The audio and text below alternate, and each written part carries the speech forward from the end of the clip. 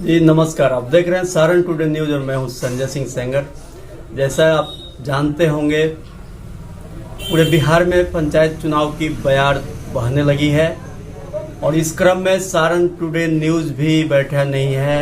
आपके लिए पूरे क्षेत्र से हम लोग इस संबंध में जानकारियां लेकर आते हैं और यहाँ जो भी प्रत्याशी इस पंचायती चुनाव के रण क्षेत्र में एक योद्धा के तौर पे उतर चुके हैं, ऐसे प्रत्याशियों का हम लोग इंटरव्यू करते हैं, उनका साक्षात्कार करते हैं ताकि आप तक ये जानकारी पहुंच सके कि हमारे बीच जो प्रत्याशी आ रहा है वह कौन है और कैसा है। जाहिर सी बात है, आज सोशल मीडिया के अस्तित्व को नकारा नहीं जा सकता। सोशल मीडिया जो आज है एक स्थापित मीडिया के तौर पे अपने जगह बना चुका है और ऐसे में और सीधी सी बात है कि लगभग सभी पंचायतों में 5,000 से लेकर 10,000 तक मतदाताओं की संख्या है और ऐसे में आधा घंटा अगर एक प्रत्याशी अपने हर एक मतदाता से बात करे तो उसमें बहुत ज़्यादा समय लग जाएगा। और यह साक्षात्कार अगर हमारे चैनल के माध्यम से या किसी भी चैनल के माध्यम से किया जाता है तो यह सबसे आसान तरीका है एक ही बार में अधिक लोगों तक पहुंचने का। इसी क्रम में सारण टुडे न्यूज के माध्यम से लगातार प्रत्याशियों के साक्षात्कार किए जा रहे हैं, प्रसारित किए जा रहे हैं और अभी आप देख रहे होंगे कि चुनाव में सक्रिय रूप से आपका स्थानीय चैनल जो है स्थानीय मुद्दों को लेकर उभरा है। और आज इसी क्रम में हम लोग पहुंचे हैं सारण जिले के तरैया प्रखंड के पचभिंडा पंचायत में। पंचायत समिति क्षेत्र संख्या 10 से उम्मीदवार हैं अनिला देवी, उनके पति मनीष कुमार जी से बातचीत करेंगे। चूंकि अक्सर देखा जाता है जहां महिला सीट होने की वजह से महिलाएं चुनाव लड़ती है, लेकिन यहाँ पे स्थिति उल्टी है। यहाँ पे जो है सामान्य सीट है, पुरुष सीट है, लेकिन महिला चुनाव लड़ रही है। तो कहीं ना कहीं हम ये समझ सकते हैं तरैया का जो प्रमुख का पद है वह महिला के लिए आरक्षित है। इसी के मद्देनजर उनको चुनाव लड़ रही होंगी। तो खैर जो भी है उनके मन में क्या है उनकी बात है। हमारे तरफ से शुभकामनाएं सभी के लिए। और अभी हम बात करने जा रहे हैं पचभिंडा पंचायत के क्षेत्र संख्या 10 से पंचायत समिति सदस्य पद की उम्मीदवार अनिला देवी के पति मनीष कुमार यादव जी से। हमारे वरिष्ठ पत्रकार रमन सिंह जी साक्षात्कार कर रहे हैं उनका। आइए देखते हैं क्या कह रहे हैं वो अपने पंचायत की जनता से। नमस्कार, सारण टुडे न्यूज नेटवर्क में आपका हार्दिक अभिनंदन। त्रिस्तरीय पंचायती राज व्यवस्था की चुनाव की घोषणा तरैया प्रखंड सारण जिले के मढ़ौरा अनुमंडल के अंतर्गत 24 अक्टूबर को यहाँ चुनाव प्रस्तावित है। चुनावी मैदान में कई चेहरे, कई नाम, कई लोग, कई आ जा रहे हैं। इसमें आज ये चैनल सारण टुडे आज आपके सामने लेके आ रहा है पचभिंडा पंचायत भाग 10 से पंचायत समिति उम्मीदवार श्रीमती अनिला देवी के पति श्री मनीष कुमार जी। और सबसे पहला सवाल मनीष कुमार जी कि इससे पहले आपका परिवार पंचायती राज व्यवस्था के चुनाव में कभी रहा है या नहीं? जी नमस्कार, बहुत बहुत धन्यवाद। आपके चैनल के माध्यम से हमारे जो मतदाता गण हैं उन सभी को मैं कोटि कोटि प्रणाम करता हूं। और जो है कि इसके पहले बार 10 साल पहले जो पिछड़ा वार्ड का हम लोग का सीट था, उस टाइम मेरे आंटी जी ने वार्ड सदस्य में जीते हुई थी। जो उस टाइम हम लोग का फर्स्ट चुनाव था, उसमें हम लोग भी जीत हासिल किए थे। उसके बाद अभी तक कोई चुनाव नहीं लड़े हैं लोग। कुल मिला के दूसरी बार चुनाव में आपके परिवार ने पंचायत पचभिंडा पंचायत में पंचायती राज व्यवस्था में वार्ड सदस्य के रूप में ही निर्वाचित सदस्य के रूप में अपनी भूमिका अदा की थी।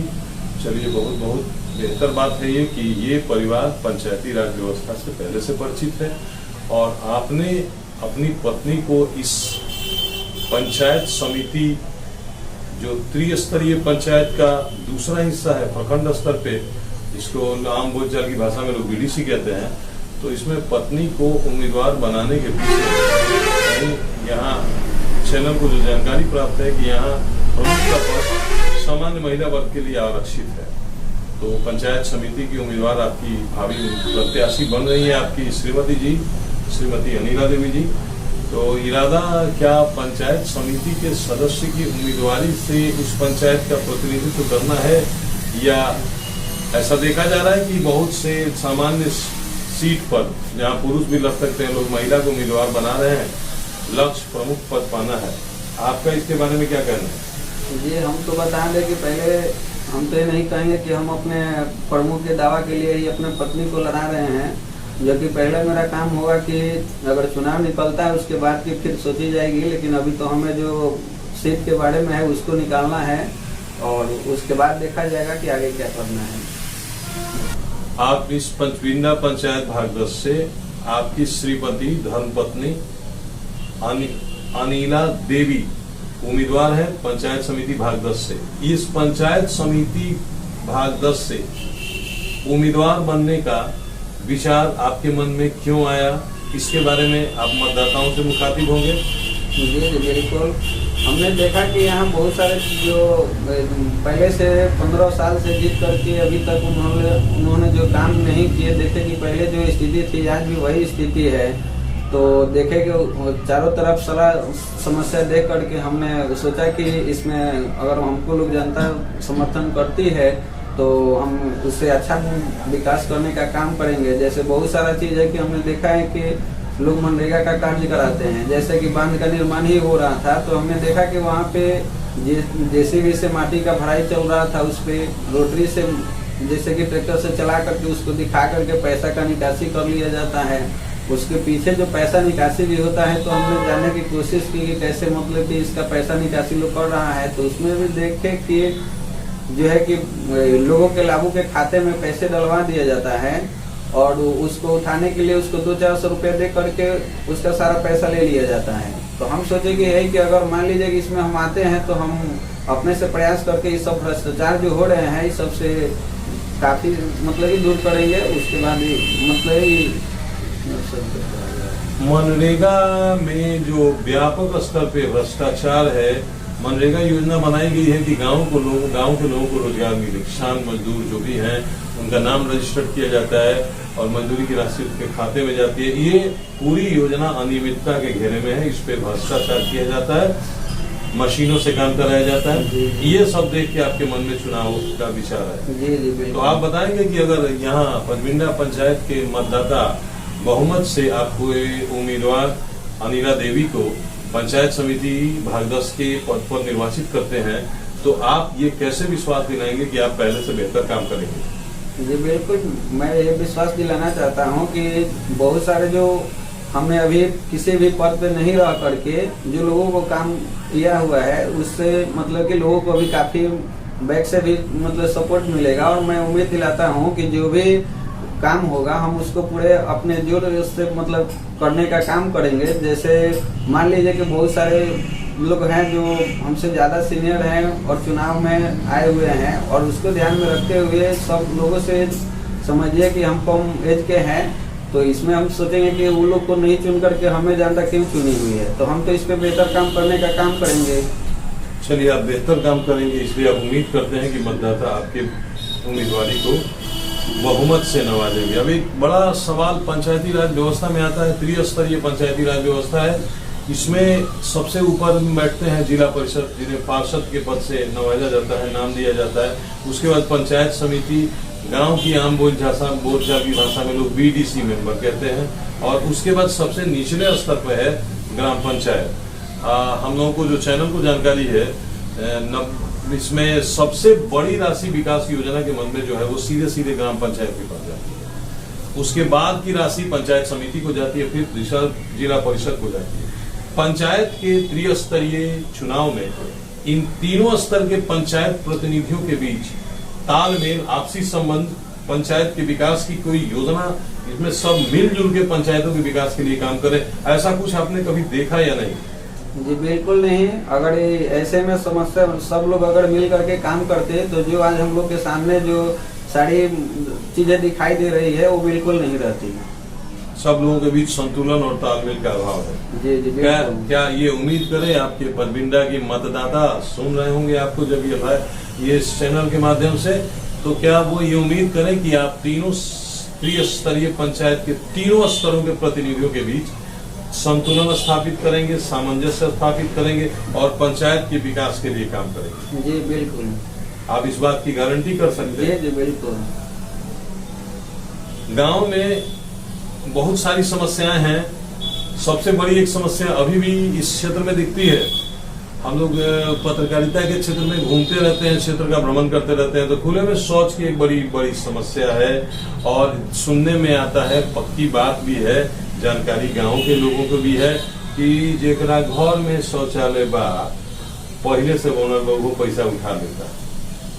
ऐसी बात आपने कभी सुनी, देखी है? देखिए, ये तो बात है कि जो सरासरी बात गलत है। हमने भी बहुत सारे लोगों से जा करके मिले, देखे तो अभी भी जो बारिश की समस्या हो रही थी उसमें काफी लोगों को परेशानी हो रही थी, जिसमें हमने देखा जा करके और मतलब कि बोले कि सरकार के स्कीम के रहते हुए भी आप लोग शौचालय नहीं बनवाए, इसके पीछे का रीजन क्या है। तो उन्होंने साफ बताया कि 12,000 रुपये हम लोग को जो मिलता है उसमें से 4,000 रुपये हम लोग को दे देना पड़ता है, तो 8,000 में आप ही बताइए कि कैसे शौचालय बनवाए। इसके वजह से वो लोग एवज में वो नहीं बनवा करके अभी भी उस योजना से वंचित रह रहे हैं। ये जो है साफ स्पष्ट है मनीष जी की ये जो 12,000 रुपये सरकार देती है प्रोत्साहन राशि है कि आप घर में शौचालय बनाए, खुले में शौच ना जाए। बहुत सारी संक्रामक बीमारियां खुले में शौच से फैलती हैं और इसका खामियाजा ग्रामीणों को ही भुगतना पड़ता है। लेकिन आप बता रहे हैं, जैसा कि आप बता रहे हैं कि जी 4,000 रुपये उसमें से भी ले लिए जाते हैं।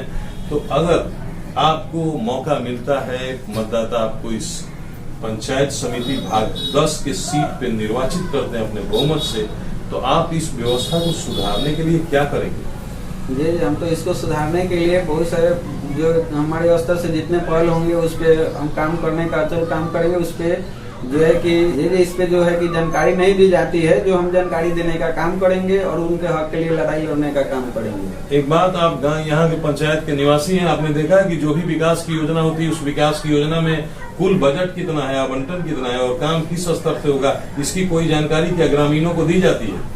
बिल्कुल नहीं सर। रात में देखते हैं कि उधर रोड जो बना हुआ है उस पे घर पे ही बोर्ड को बनवा दिया जाता है और रात को गार्ड करके फोटो खींचने के बाद फिर बोर्ड को हटा दिया जाता है। ऐसे ऐसे भी होता है जिसकी जानकारी आम ग्रामीण जनता को नहीं मिल पाती है, जिससे वो लोग सही मतलब उस पे देख करके अपना जो है कि कुछ नहीं कर पाती है, योजना की सही जानकारी ही नहीं मिल पाती है। सही है। पंचायतों के विकास का जो भी पैसा है वो आपके हमारे टैक्स का पैसा सरकार के पास जाता है और वही पैसा हमारे विकास के लिए आता है और ये विकास के पैसे की एक मोटी रकम बंदर बाट में लूट ली जाती है।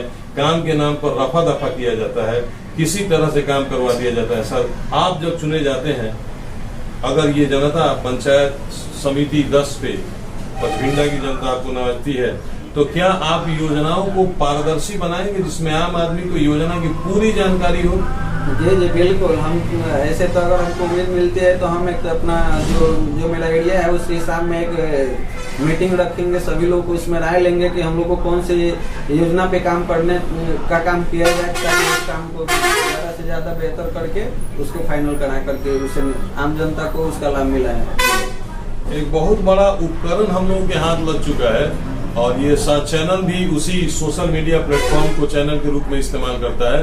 तो ये एक बहुत बड़ी चीज है, डिजिटल टेक्नोलॉजी जो आई है, इससे आप हर चीज की जानकारी घर घर हर व्यक्ति के पास पहुंचा सकते हैं। व्हाट्सएप वगैरह नंबर का ग्रुप बनाया जा सकता है पूरे पंचायत में। इस तरह से काम करने की दिशा में कुछ प्रयास आपको पूरे पंचायत स्तर पे दिखा है? नहीं, ऐसे तो बिल्कुल नहीं दिखा हुआ है। ऐसे होता तो उस ग्रुप में हम भी हो सकते थे। चलिए, डिजिटल मीडिया का बेहतर इस्तेमाल पंचायतों के विकास में एक नई रोशनी ला सकता है, ऐसा मनीष जी की सोच है और ये वास्तव में एक उपकरण है भी।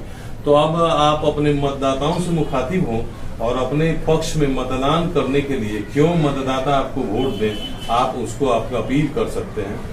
जी, हम तो कहेंगे कि अगर वो हमको अच्छा से वो अपना वोट दे करके जिताए, उसके लिए मैं अपने वोटरों से मतदाताओं से आग्रह करूंगा कि वो मुझे इस बार पूरे अपने वोट दे करके मुझे जिताने का काम करें।